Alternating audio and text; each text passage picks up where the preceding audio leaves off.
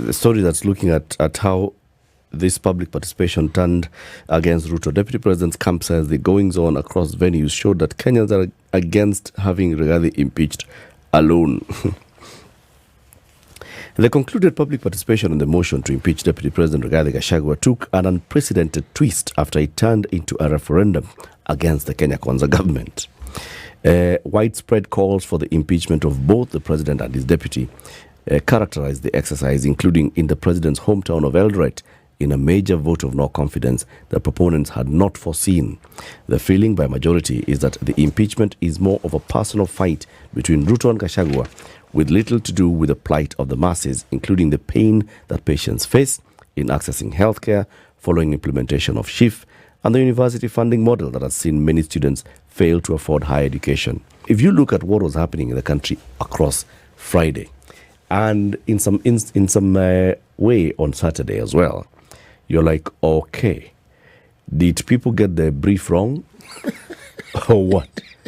Because, for example, I saw the MP for, Nakuru West, Arama, saying, you know what, all those other things that people are bringing, those are neither here nor there. The issue is the impeachment of the deputy president. You're saying those other issues are priority. They are not priority now. The priority now, Arama was saying, is the impeachment of the deputy president. That's why the form is saying, you say yes, you say no. So if you don't like it, just say no, and we move on.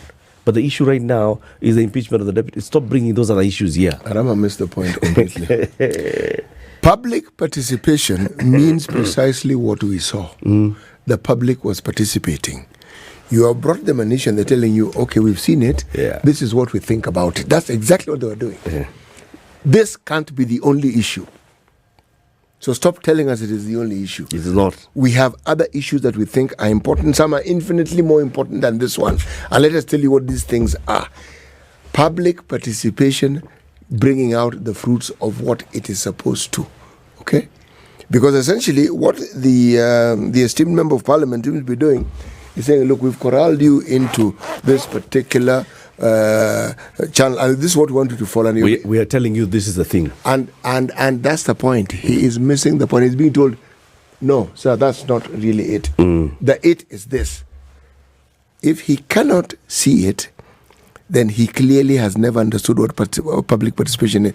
Public participation will bring out what the public thinks. Yep. Period. Yep. And that is what happened. Yep. What the public thinks is what came out. So it turns out that this is not what the public consider to be the big issue of the country right now. No. All right? They don't. And so they're coming to tell their MPs, you know what, in as far as we are concerned, whether Rigathi goes or it doesn't change anything. Not really. In fact, as far as we are concerned, the issues that are affecting us have been caused by both these the leaders. deputy and the president. They are joining the hip. Yes. Don't come and tell us to participate in their divorce. No. We are actually not interested in that. Where? So the question that was at hand was actually responded to. But do you think that the leaders got it? When they go back to Parliament tomorrow, when they are contributing to this motion, what will they say? Will they say that, even though as we listen to the people, many people are saying that yes, Rigathi must go, and they'll ignore everything else that was said? Well, that's what we want to wait and see, because it is clear when people speak, as that MP is quoted to have spoken, that they had predetermined what the responses should be. And anything to the contrary was not being entertained.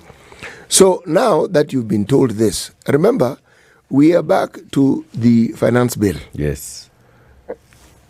The same thing. You have decided that this is what you want to do, and the public is telling you, actually, no, that is not what we think is important. Yeah. Now, are they going to go ahead and impeach Gachagua? Well, if they think they can do so and they want to do so, let them also consider what they're going to set in motion and what the consequences will be.